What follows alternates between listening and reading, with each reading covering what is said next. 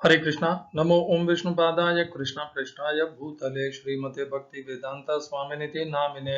हरे कृष्ण कृष्ण कृष्ण हरे हरे, हरे राम राम राम हरे हरे। श्रील ऐसी भक्ति वेदांत स्वामी प्रभुपाद की जय। आचार्य महात्मा गांधी जी की जय। भगवद गीता 2020 में आपका स्वागत है। आज की श्लोक संख्या 6 अध्याय का 39वां श्लोक। अर्जुन ने भगवान से प्रश्न किया है और तीन श्लोकों का यह समूह है जिसमें अर्जुन भगवान से प्रश्न करते हैं। आज हम तीसरा और आखिरी श्लोक लेने वाले हैं।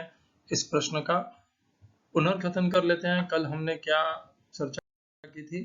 कच्चिन्नो भय उभय विभ्रष्टः छिन्ना भ्रमिव नश्यति अप्रतिष्ठो महाबाहो विमूढ़ो ब्रह्मणः पथि। क्या इस मार्ग में लगा हुआ उभय यानी इन दोनों ही से भ्रष्ट हो जाता है? जो मनुष्य योग में लगता है वह संसार से भी अपना नाता तोड़ता है और उसके बाद ही वह योग में लग पाता है। तो एक तरफ तो उसने संसार को तोड़ दिया और दूसरी तरफ योग की सिद्धि उसे प्राप्त हुई नहीं। तो उभय विभ्रष्ट है, वो दोनों से ही भ्रष्ट हो गया। छिन्ना भ्रमिव, क्या वह छिन्न भिन्न भ्रमिव बादल के जैसे हो जाता है?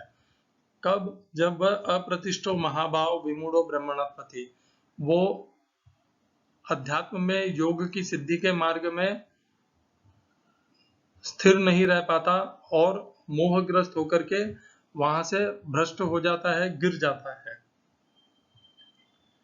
हमने चर्चा की थी कि ये जो स्थिति है ये कर्मयोग में भी साधक गिर सकता है, मोह को प्राप्त करके वहां से गिर सकता है। कर्मयोग की दिव्य स्थिति से भक्ति योग में भी यह होता है और ज्ञान योग में भी यह होता है। तो ये जो प्रश्न है अर्जुन का, वह हर प्रकार के योग से संबंधित है। ऐसा नहीं है कि यह केवल कर्मयोग या केवल भक्ति योग या केवल ज्ञान योग से संबंधित है। और अर्जुन ने यह हम सब साधकों के लिए, अध्यात्म के प्रयत्नशील लोगों के लिए, हमारे उत्साह के लिए, हमारे प्रोत्साहन के लिए, हमारी धारणा शक्ति, धैर्य शक्ति और आत्म शक्ति की वृद्धि करने के लिए ये प्रश्न भगवान से किया है, सीधे सीधे किया है कि हमारा क्या होगा। हम सब जानते हैं, हो सकता है इस जन्म में हम अपने मन को नियंत्रित कर पाए या हो सकता है नहीं भी कर पाए। यदि नहीं कर पाए तो हमारी क्या गति होगी, यह हम सब जानना चाहते हैं और अपने गति के विषय में जान करके अपने आप को दृढ़ता देना चाहते हैं कि मैं जिस मार्ग में लगा हुआ हूं वह मेरे लिए श्रेयस्कर है या नहीं। ये लगभग वैसा ही हो गया जैसा अर्जुन ने दूसरे अध्याय के 7वें श्लोक में भगवान को पूछा था कि मुझे नहीं पता मेरे लिए क्या श्रेयस्कर है, आप ही मुझे बताइए क्योंकि आप जानते हैं मेरे लिए क्या श्रेयस्कर है। तो यहाँ पर वैसी स्थिति पूर्णतया तो नहीं है, परंतु अर्जुन यह जरूर जानना चाहते हैं कि यदि योग की सिद्धि प्राप्त नहीं हुई तो उस साधक का क्या होगा। इसी क्रम को आगे बढ़ाते हुए आज की श्लोक संख्या में अर्जुन पूछते हैं, एतन में संशयम कृष्ण छेतुमर्हस अशेषतः त्वदन्य संशयस्यास्य छेत्तानयुपपद्यते। हिंदी अनुवाद गीता यथारूप श्रील प्रभुपाद। हे कृष्ण, यही मेरा संदेह है और मैं आपसे इसे पूर्णतया दूर करने की प्रार्थना कर रहा हूँ। आपके अतिरिक्त अन्य कोई ऐसा नहीं है जो इस संदेह को नष्ट कर सके।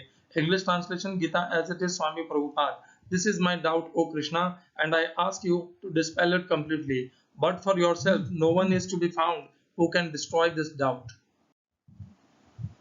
इस श्लोक में प्रयोग किए गए संस्कृत शब्दों के अर्थ हैं एतत्, यह है, में, मेरा, संशयम, संदेह, कृष्ण, हे कृष्ण, छेतुम, दूर करने के लिए, अर्हस्य, आपसे प्रार्थना है, अशेषतः, पूर्ण दया।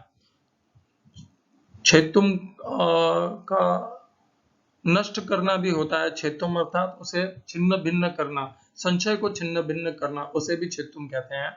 दूसरी पंक्ति त्वदन्यः, त्वद अन्यः, आपकी अपेक्षा, अन्यः दूसरा, संशयस्य, संशय को, संदेह को, यस्य अस्य इस, छेत्ता दूर करने वाला न नहीं ही निश्चित ही उपपद्यते पाया जाना संभव है। इस श्लोक का तात्पर्य भगवद गीता यथारूप से श्रील प्रभुपाद द्वारा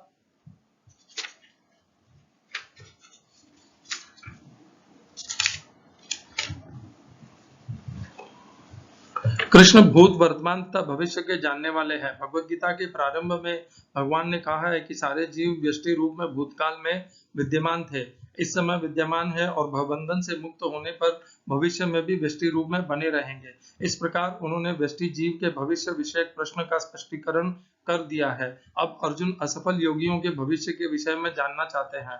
कोई न तो कृष्ण के समान है न ही उनसे बड़ा। तथा कथित बड़े बड़े ऋषि तथा दार्शनिक जो प्रकृति की कृपा पर निर्भर हैं, निश्चय ही उनकी समता नहीं कर सकते। अतः समस्त संदेहों का पूरा पूरा उत्तर पाने के लिए कृष्ण का निर्णय अंतिम तथा पूर्ण है, क्योंकि वे भूत वर्तमान तथा भविष्य के ज्ञाता हैं, किंतु उन्हें कोई भी नहीं जानता। कृष्ण तथा कृष्ण भावना भावित व्यक्ति ही जान सकते हैं कि कौन क्या है।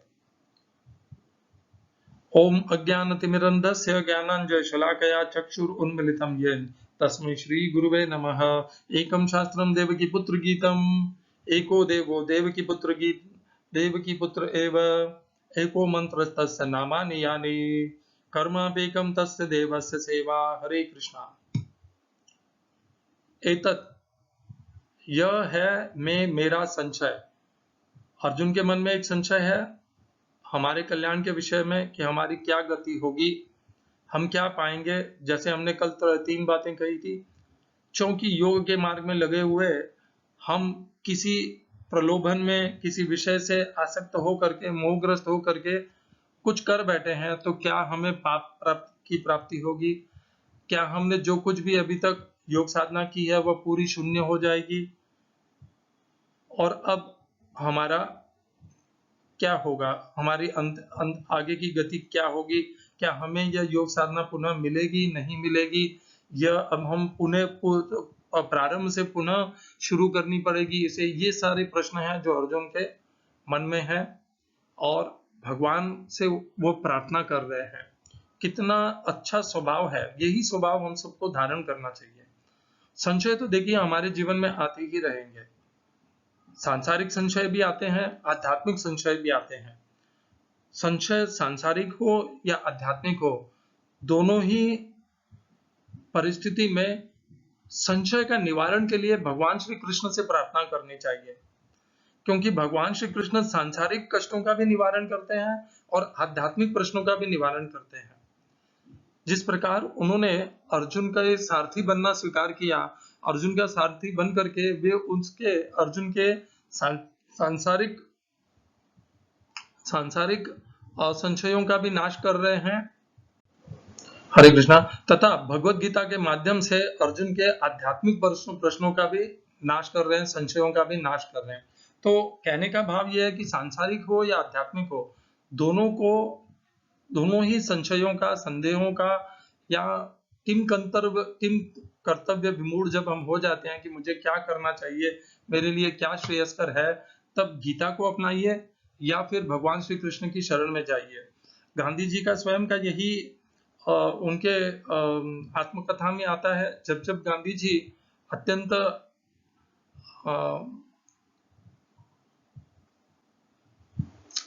दुखी तो नहीं कहना चाहिए था, अत्यंत संताप से हो जाते थे या उन्हें नहीं पता चलता था कि ये ऐसे क्यों कर रहे हैं, तब वे शांत होकर के गीता का अध्ययन करने लग जाते थे और गीता में से उन्हें अपने आप ही जो कुछ भी हो रहा है उस परिस्थिति का क्यों हो रहा है, उसका निवारण क्या है, ये उत्तर अपने आप ही उन्हें गीता से मिल जाते थे। तो इस प्रकार गीता और भगवान श्री कृष्ण दोनों एक ही हैं। गांधी जी गीता के माध्यम से अर्थात भगवान श्री कृष्ण से ही उत्तर पाते थे, अपने संशयों का, अपने मार्ग में आई हुई कठिनाइयों का निवारण पाते थे। हमें भी यही मार्ग अपनाना चाहिए। जब कोई कठिनाई आई हो तब भगवान श्री कृष्ण की शरण को स्वीकार करना चाहिए, उनसे प्रार्थना करनी चाहिए और वे संशय को भी दूर करेंगे, हमारे कष्टों को भी दूर करेंगे। भगवान ने 18वें अध्याय में ऐसा कहा भी है कि 18वें अध्याय के 58वें श्लोक में भगवान कहते हैं, मच्चित्त सर्व दुर्गाणि मत प्रसादात् तरिष्यसि।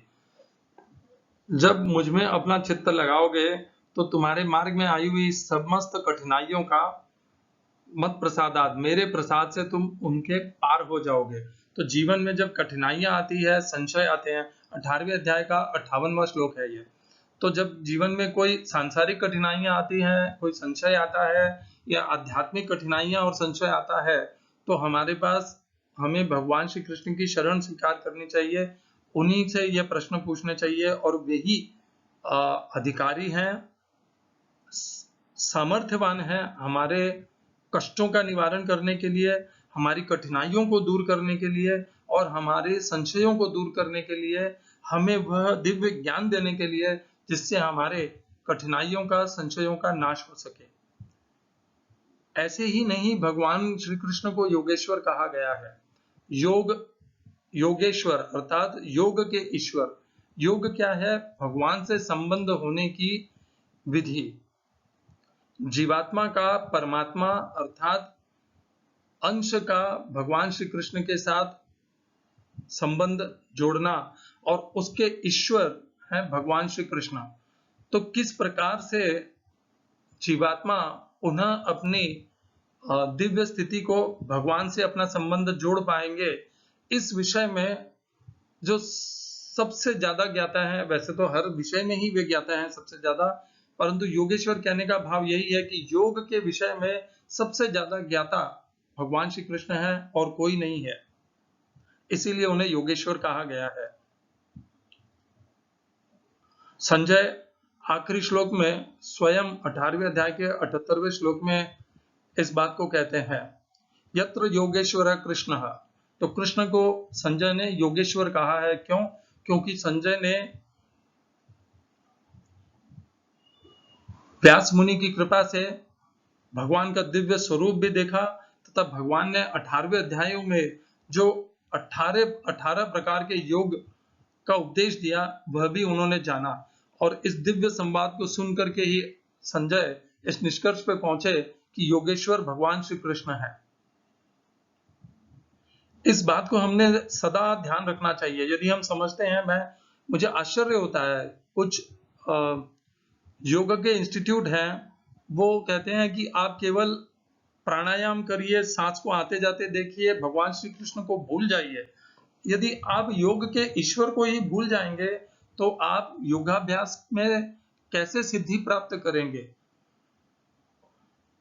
योग के ईश्वर है भगवान श्री कृष्ण, और योग का दिव्य ज्ञान प्रदान किया है उन्होंने ही भगवत गीता में। भगवत गीता के अलावा योग के विषय में ज्ञान देने का और कोई ऐसा शास्त्र ही नहीं है जिसमें योग के विषय में इतना दिव्य और सटीक ज्ञान दिया हो योग के विषय में, जिसमें समस्त प्रकार के योग विद्या भगवत गीता में दे दी गई है। ये योग के ईश्वरी हैं, और जब ऐसी संस्थाएं हैं, ऐसे आचार्य हैं, ऐसे गुरु हैं जो ऐसा सिखाते हैं कि आप प्राणायाम करो, श्वास को आने जाने दो, और आप कुंडलिनी शक्ति जागृत करो, ये सब करने से क्या लाभ होगा? ये सब तभी आपको सिद्धि को प्राप्त कर पाओगे जब आप योग के ईश्वर भगवान श्री कृष्ण के प्रति श्रद्धा से उनका भजन पूजन कीर्तन करने में समर्थ हो जाओगे। नहीं तो ये जो प्राणायाम है, ये मन को नियंत्रित करना है, ये सब व्यर्थ है, 0/0 है। योग को प्राप्त करने की हम चर्चा करते हैं, योग को प्राप्त कर लिया यह घोषणा भी कर देते हैं, और तब भी हमारे पास भगवान श्री कृष्ण के प्रति समर्पण नहीं है, जो कि योगेश्वर है। यत्र योगेश्वर कृष्ण यत्र पार्थो धनुर्धर तत्र श्री विजयो भूति ध्रुवा नीतिर्मतिर्मम। जब आपने भगवान योगेश्वर भगवान श्री कृष्ण को माना ही नहीं, उनके प्रति समर्पण ही नहीं किया, उन्हें जाना ही नहीं, तो आपकी विजय हो ही कैसे सकती है? तत्र श्री विजयो भूति ही, उसी को श्री प्राप्त होता है, उसी को विजय प्राप्त होती है जो भगवान योगेश्वर कृष्ण जिसके साथ होते हैं, और आपने तो सबसे पहले प्राणायाम करके करते हुए भगवान श्री कृष्ण को ही छोड़ दिया। जब योगेश्वर भगवान श्री कृष्ण आपके साथ ही नहीं है, तो आपको सफलता, सिद्धि, श्री और विजय कैसे प्राप्त हो सकती है? मुझे आश्चर्य है। भगवान को त्याग करके ये सब प्राप्त होना असंभव है। इस श्लोक के ऊपर बारंबार ध्यान कीजिए। यत्र योगेश्वर कृष्ण यत्र पार्थो धनुर्धर तत्र श्री विजयो होती ही। ये जो श्री है, ये सफलता है, ये सिद्धि है, जो विजय है, ये सब तभी मिलती है। ये केवल युद्ध के लिए नहीं कहा है, अध्यात्म में भी वही लागू पड़ता है। अध्यात्म में भी सिद्धि और सफलता तभी प्राप्त होगी जब हमारे साथ भगवान श्री कृष्ण है। हम अपने आप में सक्षम नहीं हैं, हमारे योग के माध्यम से अपने आप को भगवान श्री कृष्ण या परमात्मा से जोड़ने के लिए। ये तो भगवान की कृपा है जो हमारा मार्ग सरल कर देते हैं, और हम में वह आत्मशक्ति देते हैं कि हम उस मार्ग में दृढ़ता से लगे रहें, प्रयत्नशील रहें, हमारे प्रयत्नों को बनाए रखते हैं, हमारे संकटों में हमें संभालते रहते हैं, हमारा संरक्षण करते रहते हैं। यही उनकी कृपा है। और इसको त्याग करके यदि हम सोचते हैं मैंने मन को नियंत्रित कर लिया और मेरा योग सफल हो गया, मूर्खता के अलावा ये कुछ नहीं हो सकता है। कुंडलिनी शक्ति के पीछे मत भागिए, मन को नियंत्रित करना चाहिए परंतु वहां पर रुकिए मत। अभी योग को प्राप्त करना शेष है, और योग वही है जिससे भगवान श्री कृष्ण से संबंध जोड़ा जा सके, भले निराकार रूप में या साकार रूप में, परंतु संबंध तो जुड़ना भगवान श्री कृष्ण से है। योगी नाम अपि सर्वेषां मद्गते नंतरात्मना श्रद्धावान भजते यो माम स में युक्त तमामतः। योगियों में भी सबसे श्रेष्ठ योगी वही है जो अंतःकरण में मुझे धारण करता है और सदा मेरा भजन पूजन कीर्तन करता है। आप निराकार रूप में भगवान श्री कृष्ण को भजिए, उनके प्रति समर्पित होइए, या साकार रूप में होइए, परंतु आपको समर्पण तो भगवान श्री कृष्ण के प्रति ही करना होगा। साकार रूप में करेंगे तो यह आपके लिए ही श्रेयस्कर होगा, क्योंकि भगवान 12वें अध्याय में कहते हैं कि हम सब देहधारी हैं और हम देहधारियों के लिए अव्यय के प्रति समर्पण कर पाना अत्यंत कठिन है। केवल इस कारण से भगवान कहते हैं कि निराकार के प्रति से ज्यादा साकार का प्रति भक्ति करने से वह ज्यादा श्रेयस्कर मार्ग होगा। केवल एक भगवान ही है जो हमारा संशय दूर कर सकते हैं और पूर्णतया दूर कर सकते हैं। आज के संसार में ऐसे अनेकों आचार्य गुरु हैं जो हमें केवल भटका सकते हैं। उन्हें स्वयं ही अपने संशय अभी तक उनके स्वयं के ही दूर नहीं हो पाए, वे हमारे क्या संशय दूर करेंगे। अर्जुन का विश्वास देखिए, अर्जुन को पता है कि भगवान श्री कृष्ण ही उसका संशय दूर कर सकते हैं, और अर्जुन ने वही बात भगवान को स्पष्ट कह भी दी कि आप ही हैं जो मेरा संशय दूर कर सकते हैं। हमारे मन में तो यही संशय रहता है कि क्या भगवान श्री कृष्ण मेरा संशय दूर कर सकेंगे। कितने अभागे हैं हम। इतनी दृढ़ता और समर्पण तो होना चाहिए जितना अर्जुन की है कि एक आप ही हैं हे कृष्ण जो मेरा यह संशय दूर कर सकते हैं, और आपके अलावा और कोई नहीं है अतिरिक्त। और हम क्या सोचते हैं, नहीं नहीं मैं इनसे पूछूंगा उससे पूछूंगा। अरे ऐसा मत कीजिए प्रयत्न। आपके जीवन में कोई कठिनाई है, कोई संशय है, सीधे सीधे भगवान श्री कृष्ण के सम्मुख बैठ जाइए, उनसे कठिनाइयां बताइए, उन्हें अपना संशय बताइए, वे अवश्य अवश्य अवश्य ही दया करेंगे, निवारण निश्चित मिलेगा। ऐसा आज तक कोई नहीं हुआ है जिसको निवारण नहीं मिला हो। भगवान के पास आकर के कोई खाली जाए यह हो नहीं सकता।